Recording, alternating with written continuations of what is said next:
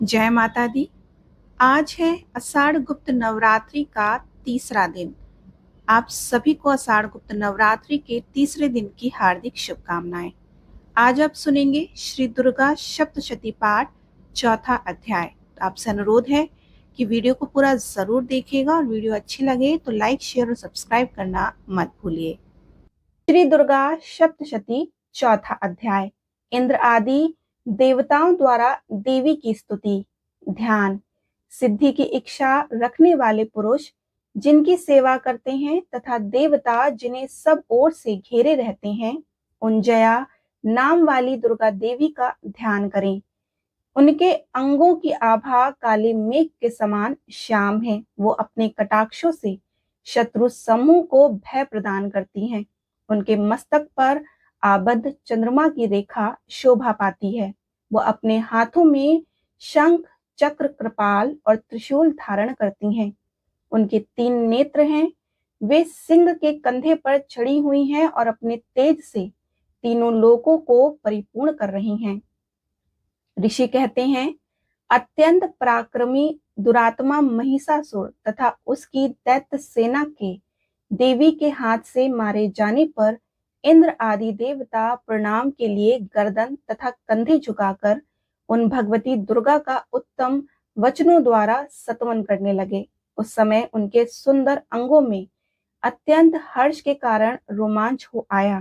देवता बोले, संपूर्ण देवताओं की शक्तियों का समुदाय ही जिनका स्वरूप है तथा जिन देवी ने अपनी शक्ति से संपूर्ण जगत को व्याप्त कर रखा है, समस्त देवताओं और महर्षियों के पूजनीय उन जगदम्बिका को हम भक्ति पूर्वक नमस्कार करते हैं।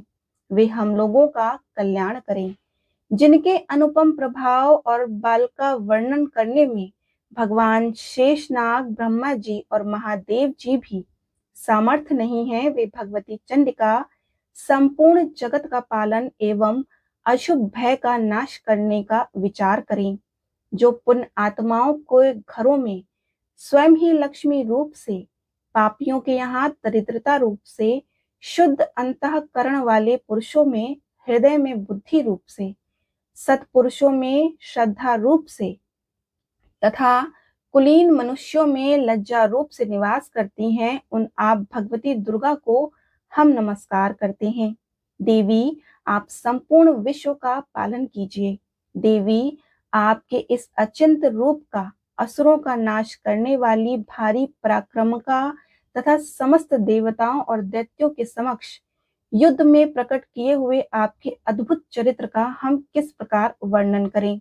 आप संपूर्ण जगत की उत्पत्ति में कारण हैं। आप में सतगुण, रजोगुण और तमोगुण, ये तीनों गुण मौजूद हैं, तो भी दोषों के साथ आपका संसर्ग नहीं जान पड़ता।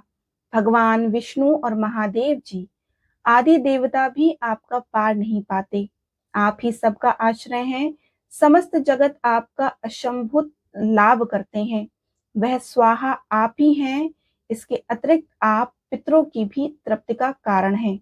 अतएव सब लोग आपको स्वधा भी कहते हैं। देवी, जो मोक्ष की प्रतिका साधन है, अचिंत महास्वरूपा है, समस्त दोषों से रहित जितेंद्रिय तत्वों की सार वस्तु मानने वाली तथा मोक्ष की अभिलाषा रखने वाली मुनिजन जिसका अभ्यास करते हैं, वह भगवती पराविद्या आप ही हैं।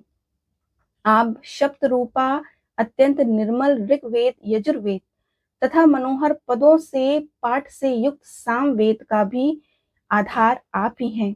आप देवी तीनों वेद और छयो ऐश्वर्य युक्त हैं।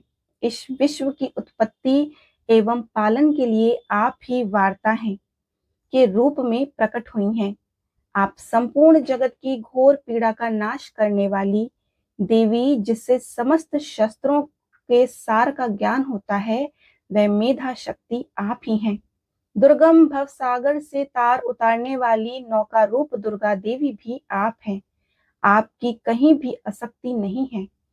कैटभ के शत्रु भगवान विष्णु के वक्षस्थल में एकमात्र निवास करने वाली भगवती लक्ष्मी तथा भगवान चंद्रशेखर द्वारा सम्मानित गौरी देवी भी आप ही हैं।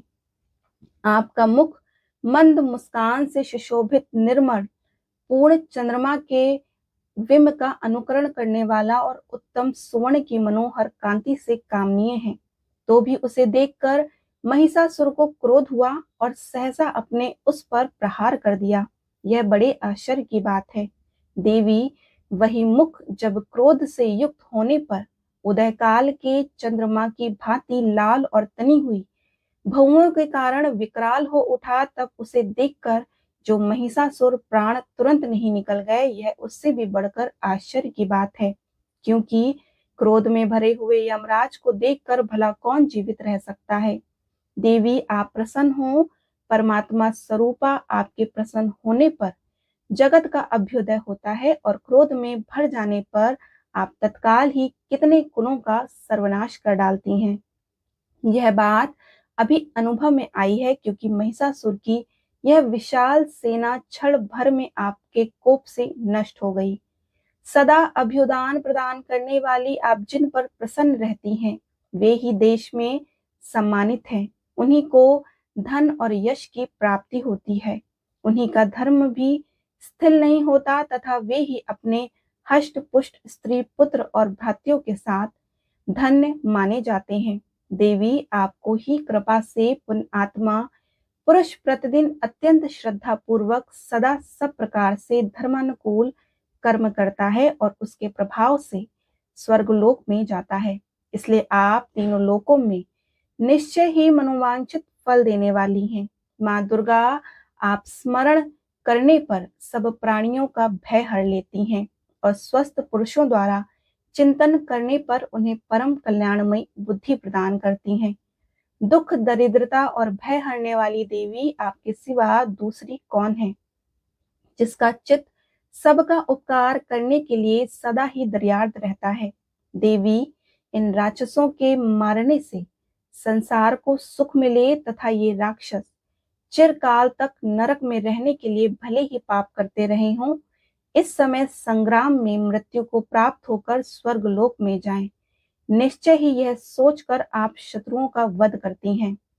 आप शत्रुओं पर शास्त्रों द्वारा प्रहार क्यों करती हैं? समस्त असुरों की दृष्टिपात मात्र से ही भस्म क्यों नहीं कर देती? इसमें भी एक रहस्य है। ये शत्रु भी हमारे शस्त्रों से पवित्र होकर उत्तम लोकों में जाएं, इस प्रकार उनके प्रति भी आपका विचार अत्यंत उत्तम है।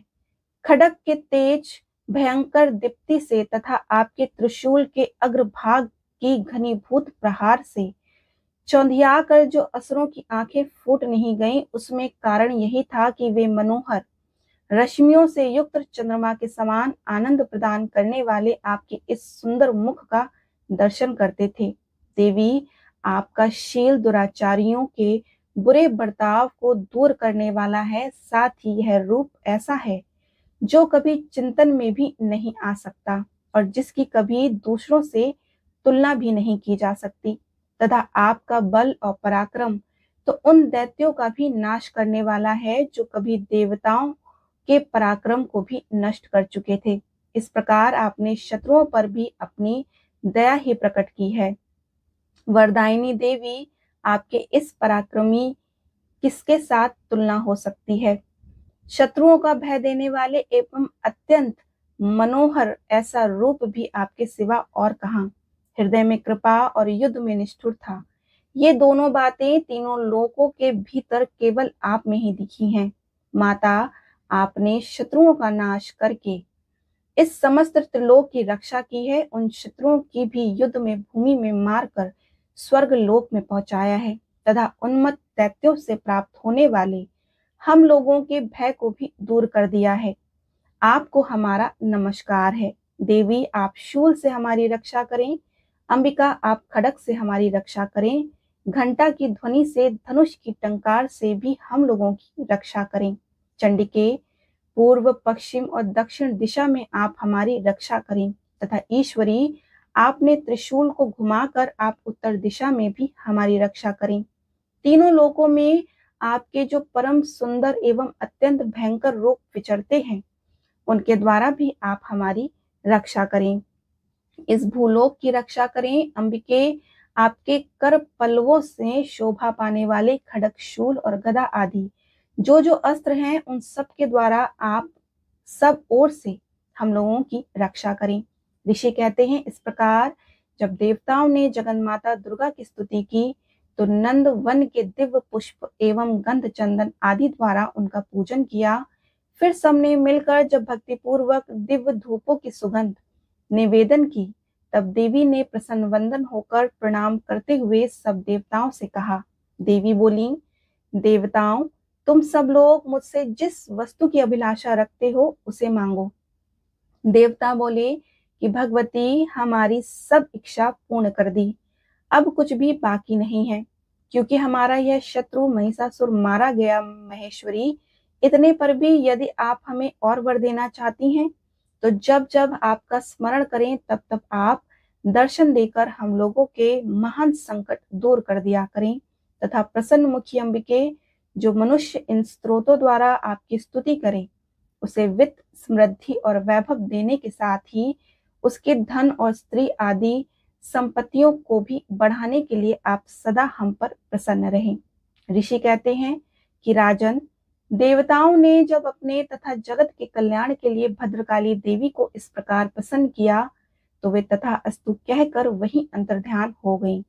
भूपाल, इस प्रकार पूर्व काल तीनों लोकों का हित चाहने वाली देवी जिस प्रकार देवताओं के शरीर से प्रकट हुई थी, वह सब कथा मैंने कह सुनाई।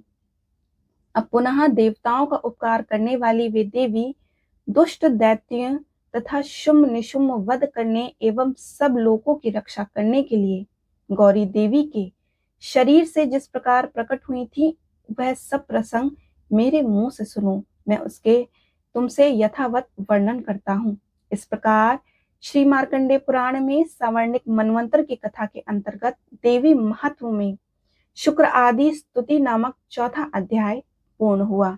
बोलो श्री भगवती देवी की जय। मां चंडिके देवी की जय।